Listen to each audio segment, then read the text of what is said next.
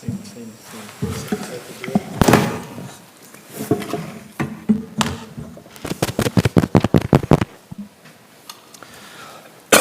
evening. We're not there. I probably never sounded better, but no.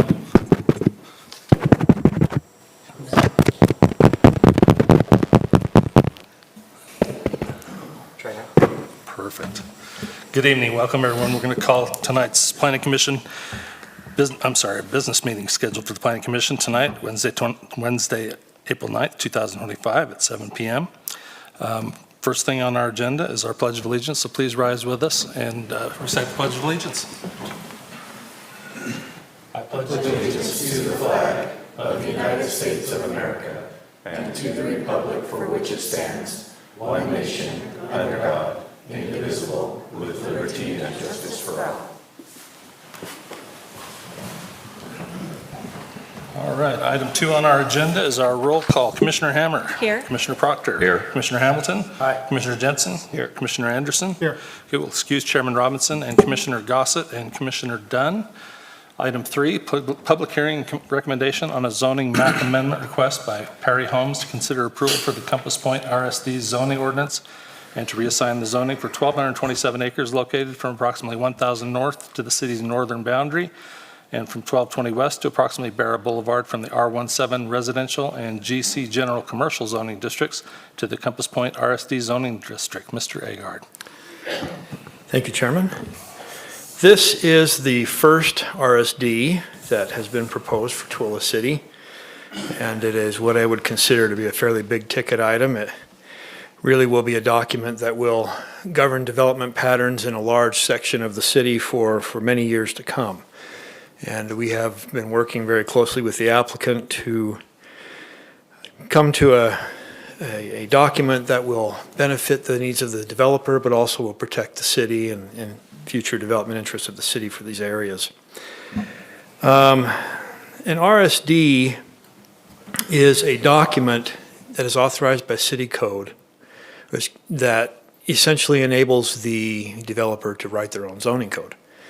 It enables them to write their own design standards, their own lot standards, and so forth. And it provides them with some flexibility to flex their design muscle and put together a development that suits their needs, but also suits the needs of people that wish to buy their product.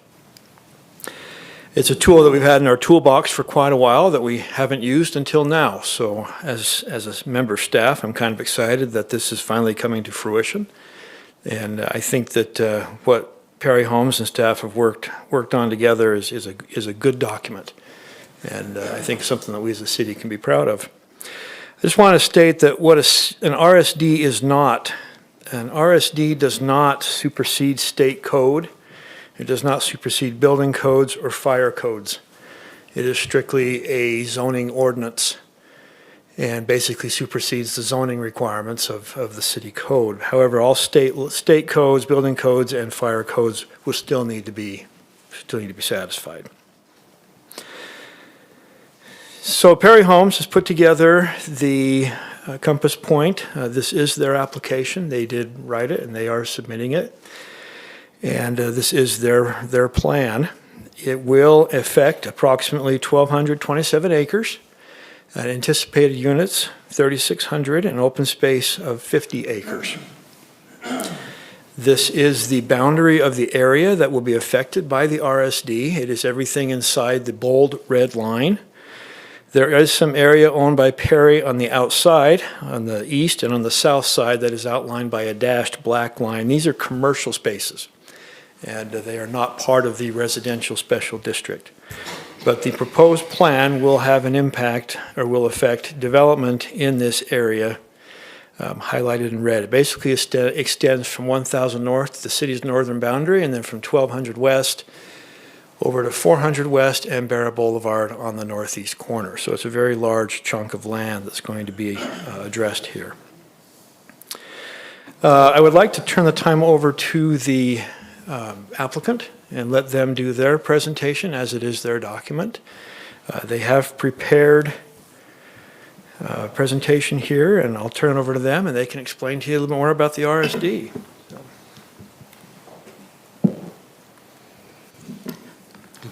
Good evening. Lindsay Neve with Perry Homes. I also have with me Tom Romney.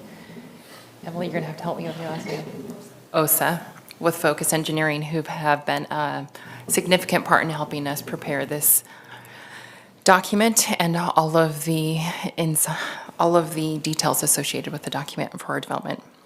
The Compass Point Residential Special District, as represented by Andrew, encompasses approximately 1,200 acres and 3,600 units. In preparing the residential special district, it was important for us to also make sure we're complying with the goals of the city, which include balanced growth and preservation, the housing options for every stage of growth, a thoughtful design community, and connected livable spaces.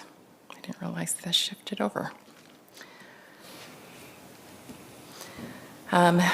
As a matter of follow-up to Andrew's presentation, the one thing I wanted to make sure that we clarified is while the boundaries surrounds the entire area that you see in front of you, the cross-hatched area is included. However, there's a specific number of units that we have. And in order to thoughtfully go through and make sure we're planning this across the area, this is the potential area where we would see if we had the option to not include residential units, or we used the units across the remaining pieces of the property, would be more than likely to transition over to commercial. So we wanted to be sure in representing the community, right, that if at such time this is a multi-decade development. So 10, 20 years from now, when we have residents that are living in here, we wanted to make sure it was documented somewhere that they couldn't come in and say, it's all residential. We wanted to be clear in the fact that if all the residential units are developed through the community, there could be a potential for this area that we're leaving in the R17 to transition over to commercial, which is on the far western boundary of the property and on the top north end where a major collector is proposed. So this document, the exhibit in front of you shows the proposed zoning and the areas, the proposed land use, and then the concept plan, which includes areas designated for regional park and additional open space areas. We also have the potential in further communications with the school district as well as the fire district for a school, elementary school in the northern portion of the community, and then a fire station in the southern part located near the park.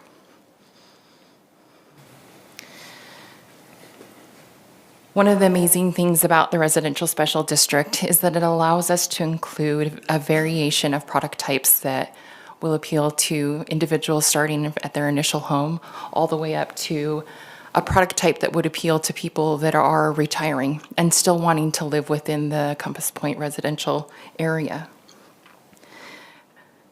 As such, we've got townhomes, and I'm going to go through these pretty quickly just to make a point of the item or the product types that are included, and then happy to jump back to them if there are any questions on the layouts. But our document includes front and rear loaded townhomes, a courtyard product, a garden style product, both front and rear load, and then it goes through traditional single family homes, a cottage, which is a slightly larger product, a collection, and then our largest, which is an estate. The residential special district also includes a variation of design standards, including architectural, transportation requirements on street road profiles within the community, and landscape requirements. Within the community, we have, as mentioned, 50 acres at a minimum of total open space, 47 acres of parks and detention, and then 3 acres of preserved open space. We also include a general overview on master planning for transportation, water, and sewer.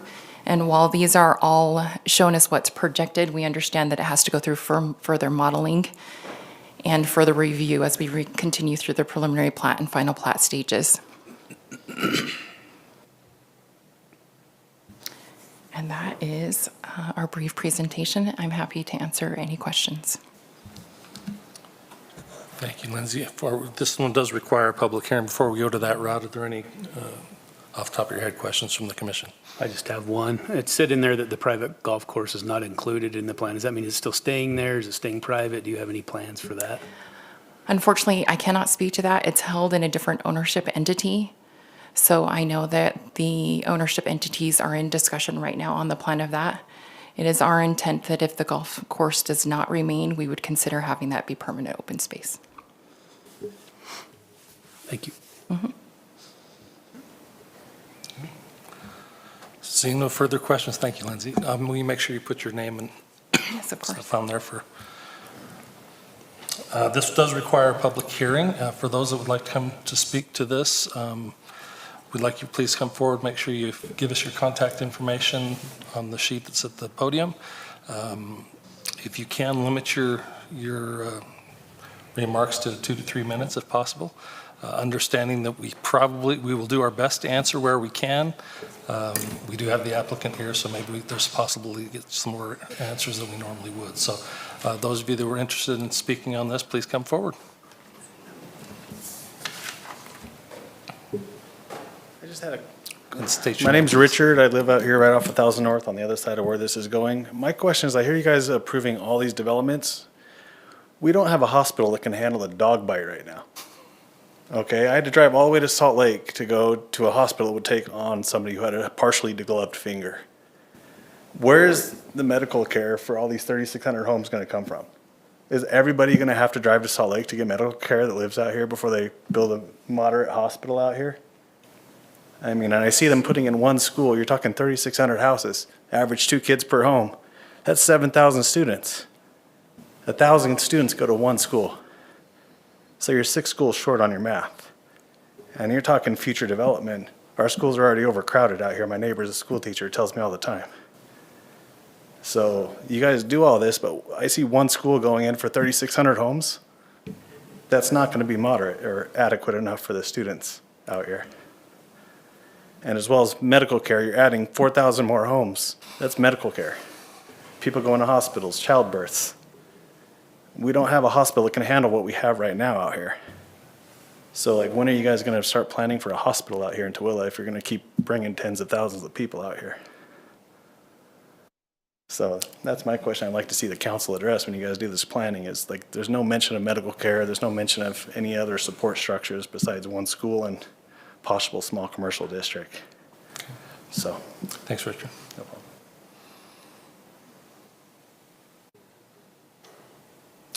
Any further comment from the public?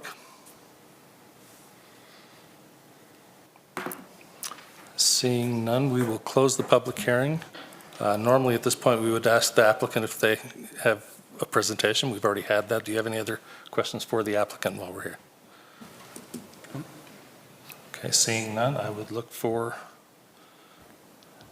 a motion, some other form of action. I'll give you a motion. Okay. I move we forward a positive recommendation to the City Council for Compass Point RSD zoning map amendment request by Lindsay Neve, representing Perry Homes, to reassign the zoning for approximately 1,227 acres for R1-7 residential and GC commercial to the Compass Point RSD zoning district and to adopt the Compass Point RSD zoning ordinance application number 2025-001 based on the findings listed in the staff report dated April 3rd, 2025.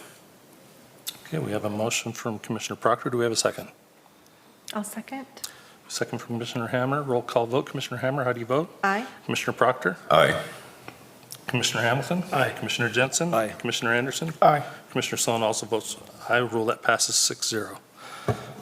Before we get to the next item, very quickly, I just want to remind those of you in the audience, we are not the be-all and end-all in this decision-making process. This is a recommendation to the City Council.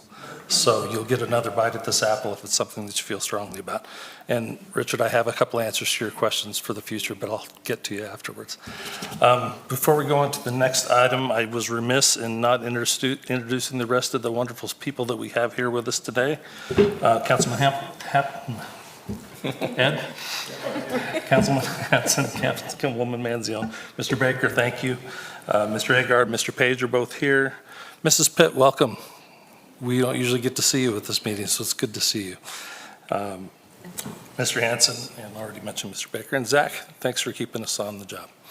Okay, on to the next item on our agenda, item number 4, public hearing and conditional use permit request by Halley Properties LLC to authorize the use of automobile service and repair for the proposed discount tire store at 2321 North, 275 East on 1.6 acres in the general commercial zoning district. Mr. Page. Thank you, Chair.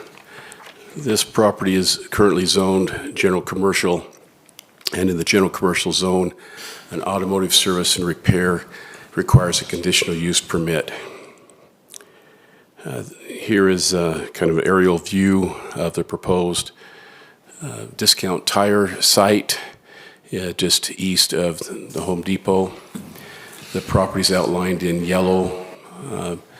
The property owners of those properties have been notified, and this public hearing has been notified according to state and local ordinances. You can see in this property that access to it is primarily off of SR 36 or Main Street.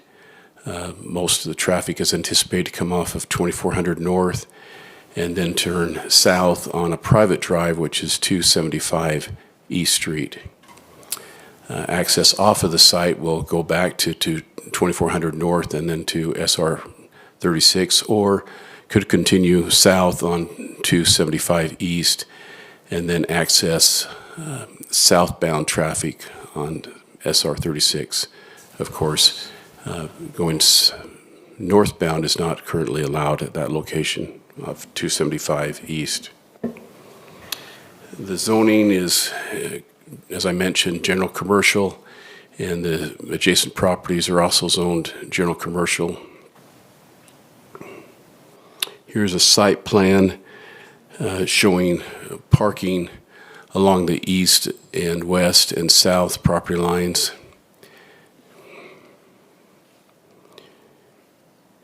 The applicant has provided some elevation drawings. They're concerned about the visibility of this site. They anticipate it being attractive, not just for the fronting of on to the west elevation, but also on the east elevation off of SR 36. It's important to remember that this is an application for a conditional use permit, not a site plan application.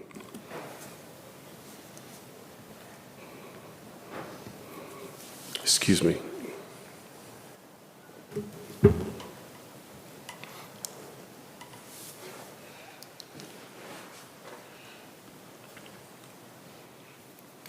Okay, we're back.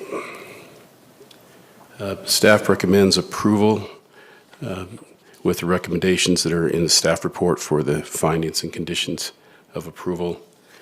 If you have any questions, I'd be glad to address those at this time. Okay, back to the commission for any questions, clarifying questions, information. I have a question. Commissioner Jensen. On the map, it just looks like it's 2 different spots you have plotted out. Which one is it? Because that looks like it's down in the Smiths where they're doing the new subdivision, and the other one shows it in front of Home Depot. So I'm just curious. This one's wrong. Yes, thank you for noting that. It is down south, just east of Home Depot. This other site plan is probably for the other application of a conditional use permit. All right, thank you. Yeah. I have a question. Will there be any curbing and sidewalk in front of that discount tire there on that private road? Yes, staff is requiring that the applicant place curbing and sidewalk. Just like on the other Yeah. where the Chevron is. They have a, okay. I have another Do it. question. Hopefully it doesn't ramble too much. Here we go. There are 2 sentences in this analysis section on the site plan that says, and you've talked about it, the direct access is through a private street, probably owned by Home Depot, and the applicant will need to show authorization for the street owner to access. So I have kind of a 2-part question. My first is this private street that it will be on. I get how shared parking lots work. Everybody shares and pays and does all of that. But this private street that's probably owned by Home Depot is totally separate from the Home Depot parking lot. And I get that Discount Tire will have their own parking lot. But how does the access on this private road work? And you said that they'll have to show authorization, but are we requiring anything in writing? It just feels very messy to me. I don't want to create something that's messy, that we're having the entrance onto a business down a private road. And that road is partially finished in front of the Home Depot there, but then it kind of does this wild, wild west thing as it curves off into back onto The funnest road in town, what are you 36. talking about? Right, and I love the road because I use it. So I don't want you to get away and go away with it. But how does that work? Like, who maintains this private road that's probably owned by Home Depot? Who clears the snow? Who fixes the potholes? Who does all of that, and how does that work? Yeah, let us have our city engineer answer that question. He can Excellent. probably best Thank you. address it. Thank you. Welcome, Mr. Hanson. That right-of-way is actually part of a cross-access easement that was recorded when Home Depot developed in anticipation of the future lots out front. So there is an existing easement that allows for that. As far as maintenance, it's the responsibility of the individual property owners. It's not the city's responsibility to plow or maintain. But we do require that private streets, which we consider this to be constructed substantially similar to Tooele City standards. So it will have curb and gutter, will have sidewalk, will have lights and other elements. Okay. So there'll be the Chevron / Burger King, then a Yes. vacant lot. Correct. Then the Discount Tire. So we're only going to do the curbing and sidewalk in front of the Discount Tire? So That's it'll all- be choppy? Yeah, that's all we can require them to Yeah, do but by not right. code. Yeah, right? Or, I guess, okay. Yeah, that's all we can require by code, is that they improve their frontage as they come in because of the private nature of it. So there will be a gap for what's identified on here as Granite Federal Credit Union.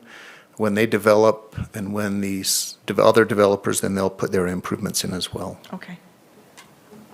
Does that answer your question? That answers that part. What about the authorization, the written? Because I've been part of another messy thing in town where we've allowed a single business to be on somebody's parking lot, and then the business next door denied the access after a while. So now there's only one way in, and to get your drinks really hard. Right, So- and as I said, that easement already exists. There is a shared access agreement that maintains that right for that road. Okay, so So there just really is showing no it- additional, okay, yeah, so there we don't really is need no anything. additional requirement that we need. It's already in place. Okay, thank you. Good questions, though, thank you. Further questions? Should we wait till Mr. Hanson gets to his chair and then ask him something else? Smart. Yeah. All right, this one does require a public hearing as well. Similar to the last time, if you have, like the opportunity to come and speak on this particular issue, please come forward. Make sure you leave us your contact information and have at it. Seeing no one leaping for the podium, we'll close the public hearing, bring it back to the commission for further action. I have one more question. And that action can include one more question from Commissioner Hammer. So the elevation outline of this Discount Tire does not look like the other businesses in the area that we've required some sort of stone or masonry or different things. This will just be a stucco building, right? We currently have no requirements for architecture standards for commercial buildings. This is in the North Gateway. Right. But we don't have any standards in that North Gateway. We just encourage enhanced We just aesthetics. ask. Yeah. Okay. Mr. Becker, did you have something to add there? Well, just to offer that the reason we were able to require architectural upgrades for the storage complex near the viaduct is that they needed a legislative act, a rezone, in order to get the zoning to be able to build that. And we were able to attach conditions to the zoning ordinance where this is already zoned, and so we don't have that same opportunity to attach similar conditions. Thank you. Thank you.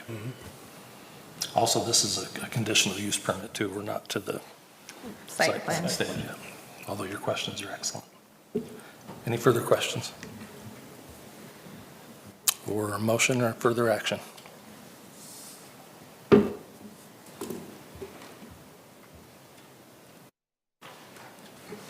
Okay, Chair will make a motion. Move to approve the CUP request by Halley Properties LLC to authorize the use of an automotive service and repair business at 2321 North, 275 East, application number 202-5026, based on the findings in the staff's recommendation. I'll second. We have a second from Commissioner Hamilton. Roll call vote. Commissioner Hammer, how do you vote? Aye. Commissioner Proctor? Aye. Commissioner Hamilton? Aye. Commissioner Jensen? Aye. Commissioner Anderson? Aye. Commissioner Sloan also votes aye. Aye. Rule that passes 6-0. Item number 5, public hearing and decision on a conditional use permit request by Jake Tate, AWA, to authorize use of an accessory drive-through facility for property located at 2400 North and SR 36 on pad Fin K, 1.138 acres in the GC General Commercial Zoning District. Pad to be used for America First Credit Union branch in the Smith Shopping Center development. Mr. Page. Thank you, Chair. This property is also zoned general commercial. It's just north of the Home Depot area. All the properties outlined in yellow. Their property owners have been notified of this public hearing. Public notification has been done according to state and city requirements. Staff has received no public comment. Here's the zoning showing the site in general commercial and adjacent properties also in general commercial. Here's a site plan. It's a proposed America First Credit Union. This application is for a drive-through facility at this location. And here's a more detailed site plan that you can see. Access will be off of SR 36 onto this private drive and then to the south onto this pad. Access off of the site will also be back to the private drive and then onto SR 36. Access can also be obtained through the site roadways in the Smith complex and can be also obtained to the south to 2400 North and then SR 36.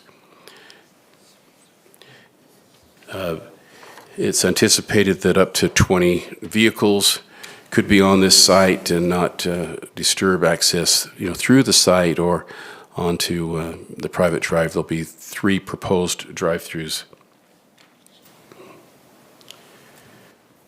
Of course, it's important to remember this application is not a site plan application.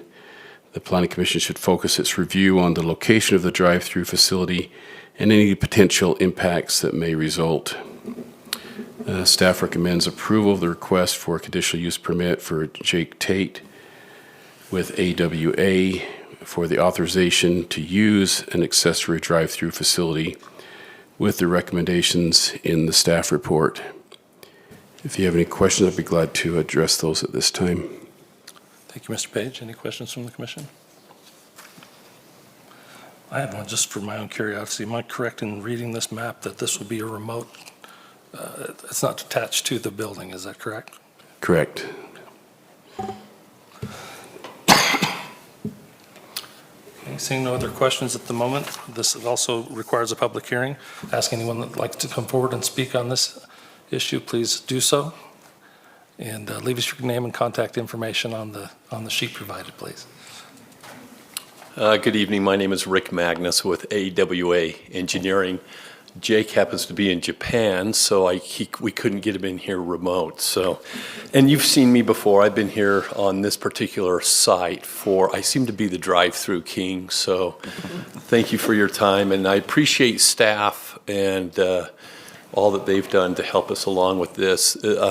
We concur with staff recommendations, and the idea of being a remote access. So we have 2 teller drive-up stations, and then we have 1 drive-through that's just kind of an exit for other cars to kind of get past if they're not going to access the 2 I'll refer to them as ATMs, but now technology has it that you don't have those tubes running from the building over, and you don't get to play that game and get a sucker at the end.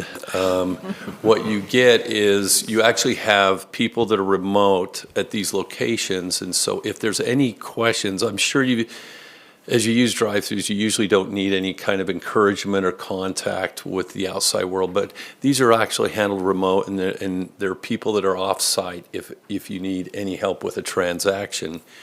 And then if you need to go in and use information from the branch itself, you can. Another thing I just wanted to point out is that what was really important to us is to keep that drive-through away from the main thoroughfares. So we've done like you said, we're going to see a site plan, but we've located the building up there in the corner, facing the thoroughfares, and then we've got this back internally. But I'm here to answer any questions, and we concur with staff recommendations on approval. Thank you, Mr. Magnus. Appreciate it. You bet. Anyone else from the public would like to speak on this? Seeing none, we will close the public hearing, bring it back to the commission for further action.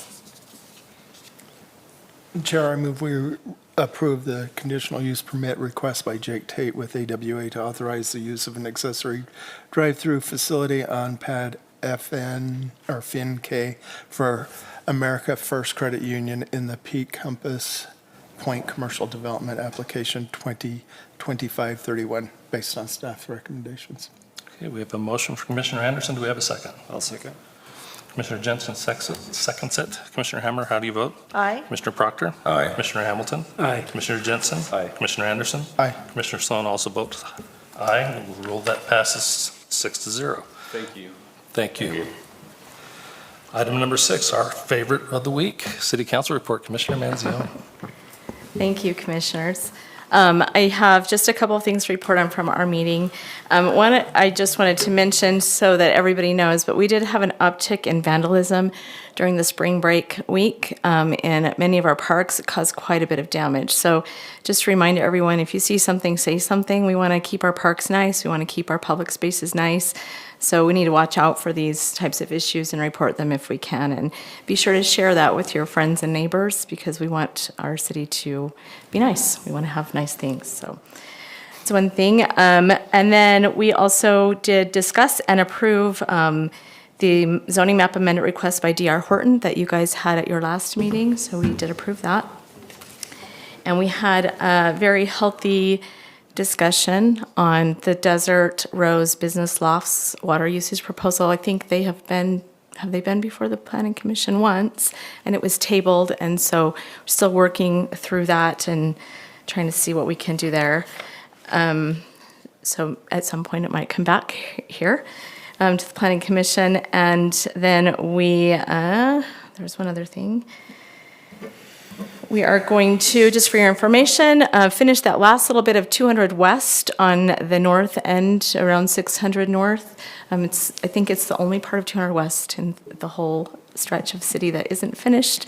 So we're going to finish that final block, and we talked about adding a sidewalk to that area as well. So it's a complete road. And that's all I have to report, unless you have questions for me. Any questions? Okay, one other comment, and I just want to tell you thank you. As planning commissioners, you represent our city and us well, and we're happy to have you representing us, so thank you. Thank you. You're very kind. Item number 7, review and decision on the minutes of the Planning Commission meeting held March 26, 2025.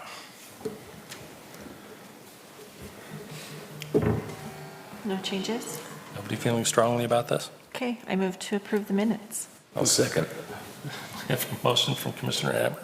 We'll give this second to Commissioner Proctor because he was just that much closer to my ear. Commissioner Hammer, how do you vote? Aye. Commissioner Proctor? Aye. Commissioner Hamilton? Aye. Commissioner Jensen? Aye. Commissioner Anderson? Aye. Commissioner Sloan also votes aye. Seeing nothing else, we will consider ourselves adjourned for the evening. Thank you for those of you that have attended. Appreciate you.